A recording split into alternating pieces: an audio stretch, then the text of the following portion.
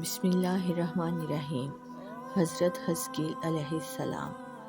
اللہ تعالیٰ نے فرمایا، کیا تم نے انہیں نہیں دیکھا جو ہزاروں کی تعداد میں تھے اور موت کے ڈر کے مارے اپنے گھروں سے نکل کھڑے ہوئے تھے؟ اللہ تعالیٰ نے انہیں فرمایا، مر جاؤ، پھر انہیں زندہ کر دیا۔ بے شک اللہ تعالیٰ لوگوں پر بڑا فضل کرنے والا ہے، لیکن اکثر لوگ ناشکرے ہیں۔ سورہ بقرہ۔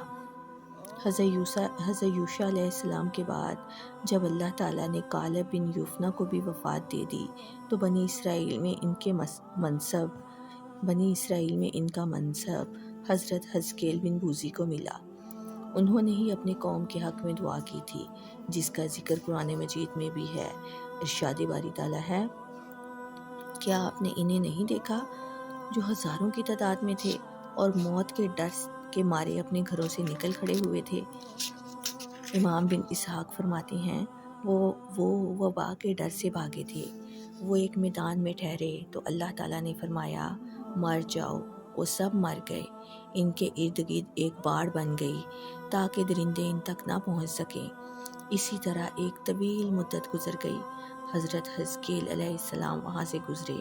آپ کھڑے ہو کر سوچنے لگے۔ آپ سے کہا گیا، کیا آپ چاہتے ہیں کہ اللہ تعالیٰ انہیں آپ کی نظروں کے سامنے زندہ فرما دے؟ آپ نے فرمایا، جی ہاں۔ آپ سے کہا گیا کہ ان ہڈیوں کو مخاطب کر کے کہیں کہ ان پر گوشت چڑھ جائے اور رگیں پٹھے اپنے اپنے مقام پر آ ملیں۔ آپ نے اللہ کے حکم سے انہیں آواز دے کر یہ بات کہی تو وہ سب لوگ زندہ ہو کر اٹھ کھڑے ہوئے اور کہنے لگے، سبحان اللہ، سبحان اللہ، اللہ نے ہمیں زندہ کر دیا، اور بیک آواز نعرہ تکبیر لگایا۔ جناب سدی رحمۃ اللہ علیہ سے مندرجہ والا آیت کی تشریح میں مروی ہے کہ واسط کے قریب ایک شہر داوردان میں طاعون پھیل گیا۔ وہاں کے اکثر باشندے وہاں سے نکل کر ایک قریبی مقام پر جا ٹھہرے۔ پھر یہ ہوا کہ شہر میں ٹھہرے رہنے والے اکثر مر گئے اور دوسرے محفوظ رہے۔ ان میں سے زیادہ لوگ نہ مرے۔ جب وبا ختم ہوئی تو وہ لوگ صحیح سلامت شہر میں واپس آ گئے۔ تب شہر میں ٹھہرنے والوں نے کہا، ہمارے یہ ساتھی ہم سے زیادہ سمجھدار تھے۔ اگر ہم بھی انہی جیسا طرز عمل اختیار کرتے تو ہم بھی بچ جاتے۔ اگر دوبارہ طاعون پھیلا تو ہم بھی ان کے ساتھ شہر سے دور چلے جائیں گے۔ اگلے سال طاعون شروع ہوا تو یہ سب لوگ، جن کی تعداد تقریباً 35,000 تھی، سب کے سب نکل کھڑے ہوئے اور اسی وسیع میدان میں جا ٹھہرے۔ ایک فرشتے نے وادی کے نشیب کی طرف سے اور دوسرے فرشتے نے بالائی سمت سے آواز دی، مر جاؤ، تو وہ سب مر گئے اور ان کی لاشیں اور ہڈیاں وہاں پڑی رہیں۔ اسی دوران میں وہاں سے ایک نبی حزقیل علیہ السلام کا گزر ہوا تو انہیں دیکھ کر رک گئے۔ وہ سوچنے اور افسوس کرنے لگے۔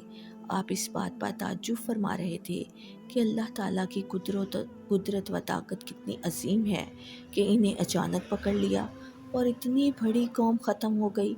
اللہ تعالیٰ نے آپ کی طرف وحی فرمائی، کیا آپ دیکھنا چاہتے ہیں کہ میں ان کو کس طرح زندہ کروں گا؟ فرمایا، جی ہاں۔ آپ سے کہا گیا، آواز دیجئے۔ انہوں نے پکار کر کہا، اے ہڈیو، اللہ تعالیٰ تمہیں حکم دیتا ہے کہ اکٹھی ہو جاؤ۔ یہ سن کر ہڈیاں ایک دوسرے سے جڑنے لگیں، حتیٰ کہ ہڈیوں کے پورے ڈھانچے بن گئے۔ پھر آپ کو وحی کے ذریعے سے فرمایا گیا، انہیں کہہ دیجئے، اے ہڈیو، اللہ تعالیٰ تمہیں حکم دیتا ہے کہ گوشت پہن لو۔ آپ کے اعلان کرتے ہی ہڈیوں پر گوشت چڑھنا شروع ہو گیا اور جسموں میں خون گردش کرنے لگا۔ ان کے جسموں پر وہ لباس بھی آ گیا جو مرتے وقت انہوں نے پہنا ہوا تھا۔ پھر حکم دیا گیا، پکاریے۔ آپ نے پکار کر کہا، اے بے جان جسموں، اللہ تعالیٰ تمہیں حکم دیتا ہے کہ کھڑے ہو جاؤ۔ وہ زندہ ہو کر اٹھ کھڑے ہوئے۔ حضرت عبداللہ بن عباس سے روایت ہے کہ حضرت عمر رضی اللہ تعالیٰ عنہ شام کی طرف روانہ ہوئے۔ جب آپ مقام سرخ پر پہنچے تو فوج کے کمانڈروں یعنی حضرت ابو عبیدہ بن جراح اور دیگر حضرات نے ملاقات کی اور اطلاع دی کہ شام میں وبا پھیلی ہوئی ہے۔ حضرت عمر نے مہاجر اور انصار حضرات سے مشورہ کیا تو مختلف آراء سامنے آئیں۔ حضرت عبد الرحمن بن عوف کسی کام سے گئے ہوئے تھے، اسی لیے مشورہ کے موقع پر موجود نہ تھے۔ جب انہیں معلوم ہوا تو حضرت عمر کی خدمت میں حاضر ہو کر انہوں نے فرمایا، اس مسئلے کے بارے میں میرے پاس شرعی حکم موجود ہے۔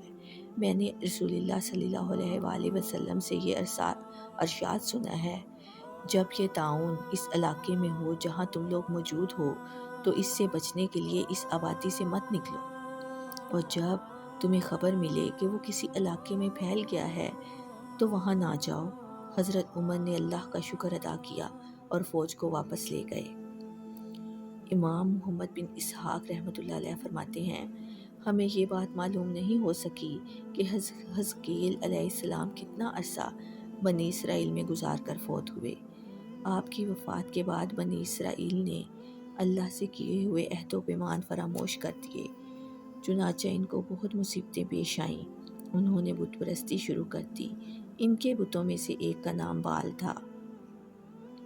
پھر اللہ تعالیٰ نے حضرت الیاس کو مبعوث فرمایا، جن کا ذکر پہلے ہو چکا ہے۔